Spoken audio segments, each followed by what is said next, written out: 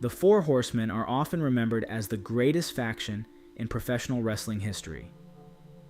Over the years, the group featured some of the biggest stars the industry has ever produced.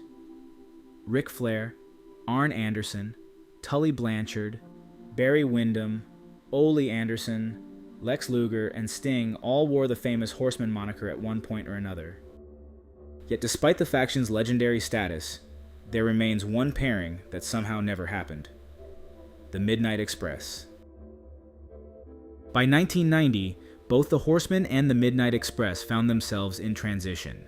The Horsemen were rebuilding after years of roster changes, while the Midnight Express remained one of the most respected tag teams in wrestling, despite the industry rapidly changing around them. On paper, the combination seemed almost too perfect. Arn Anderson and Ric Flair represented the elite of technical wrestling, while Bobby Eaton and Stan Lane were widely regarded as one of the greatest tag teams of all time. Together, they would have formed perhaps the most talented version of the Horsemen ever assembled, yet it never happened.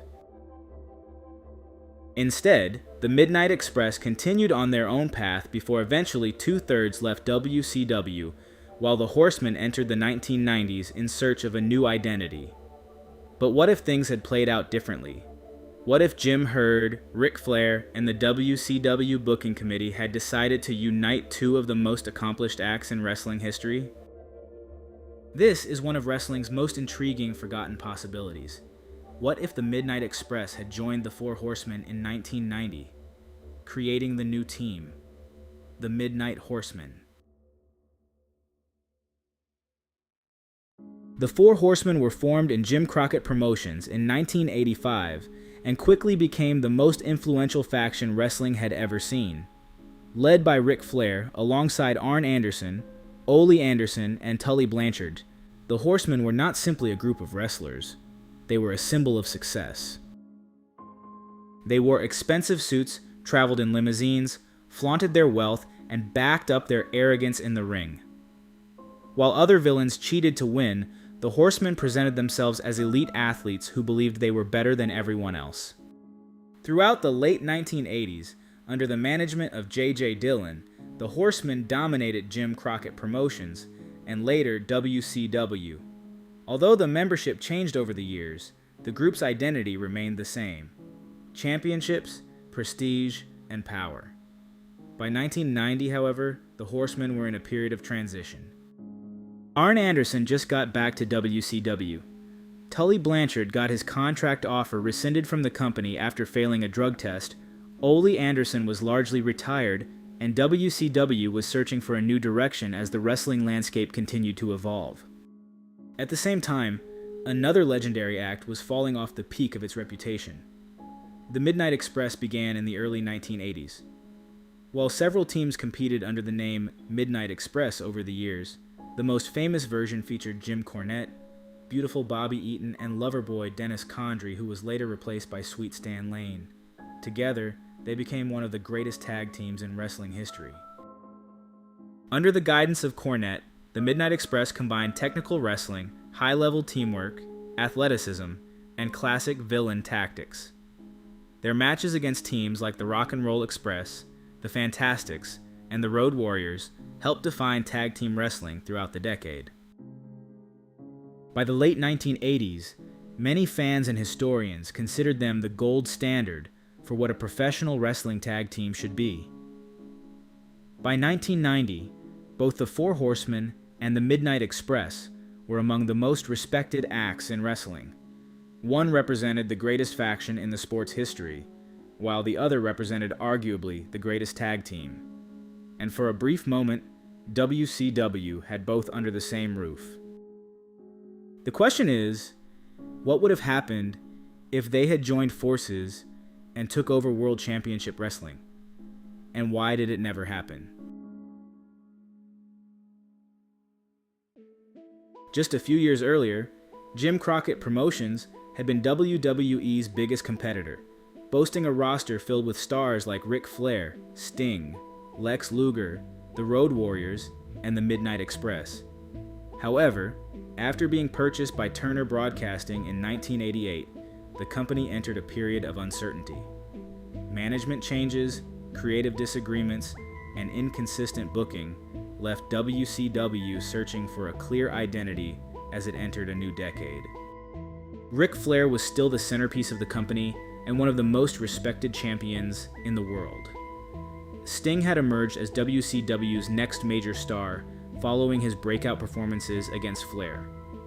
Lex Luger was being positioned as a future main event attraction. Yet despite all of this talent, WCW often felt directionless.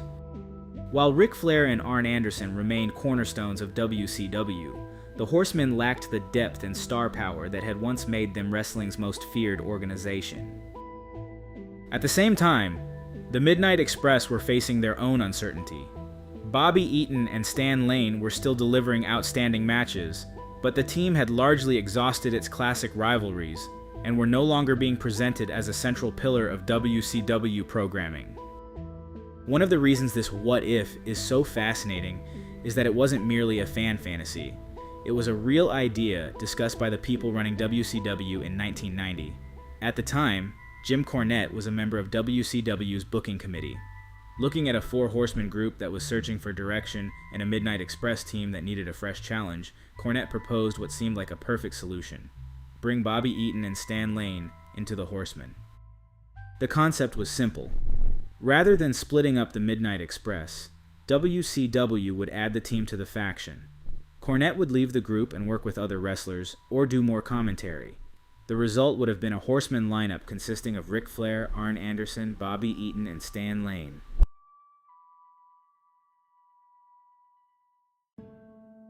On paper, it was almost impossible to criticize. These weren't just stars. These were arguably the four best heel workers in WCW. According to Cornette, Ric Flair loved the idea. Flair had enormous respect for the Midnight Express and recognized how seamlessly they would fit the Horsemen's image. Instead of simply rebuilding the faction, WCW would be creating a supergroup unlike anything wrestling had ever seen. For a brief moment, it appeared the plan might actually happen. The booking committee agreed. Then everything changed. Jim Herd, WCW's executive vice president, never liked the idea of combining the two acts. It is theorized that Herd believed that putting the Midnight Express in the Horsemen wouldn't work, as he wasn't a fan of the Midnight. But if Herd had approved the plan, WCW might have created one of the most talented factions in wrestling history. A group featuring Ric Flair, Arn Anderson, Bobby Eaton, and Stan Lane wouldn't just have dominated the singles division, they could have controlled the tag team division as well. Night after night, the matches would speak for themselves. Eaton and Lane would deliver technically flawless tag team wrestling, while Flair and Anderson handled the main event scene with the same level of credibility. WCW would no longer need to build separate heel factions to challenge different parts of the roster. The Horsemen would simply be everywhere at once. Sting, already positioned as the future of WCW, suddenly becomes the natural counter to this supergroup. Instead of simply chasing Ric Flair, he would be chasing an entire system built to stop him. His rise to the top would not just be about becoming champion, it would be about surviving the most dominant faction WCW had ever assembled, similar to his late 90s run against the NWO. Lex Luger's position becomes far more complicated in this timeline. With the Horsemen stronger than ever, WCW would be forced to decide whether Luger belongs in that elite circle, or whether he becomes one of their most high-profile rivals. Either path dramatically alters his career trajectory, tightening the structure of the main event scene in a way WCW historically struggled to maintain.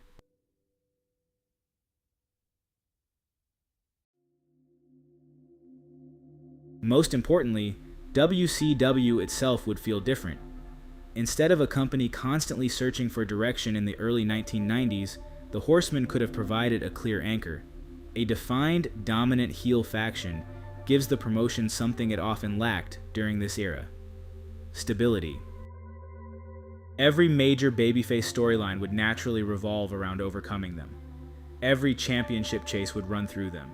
And every division, from singles to tag teams, would have a central point of conflict. Of course, this version of history never happened. WCW never became the home of the most complete Horseman lineup ever assembled. Bobby Eaton and Stan Lane never officially stood alongside Ric Flair and Arn Anderson under the same banner. And instead of creating a unified supergroup, WCW allowed one of the most logical faction expansions in wrestling history to slip away. Within a year, Jim Cornette, Stan Lane, and Ric Flair would all be gone from WCW. Each of them would leave the company frustrated with the way it was being run, disillusioned with the creative direction, and tired of fighting against decisions they felt were holding the product back. What could have been one of the most perfectly constructed factions in wrestling history instead remained an unrealized idea, discussed, partially implemented, but never fully realized.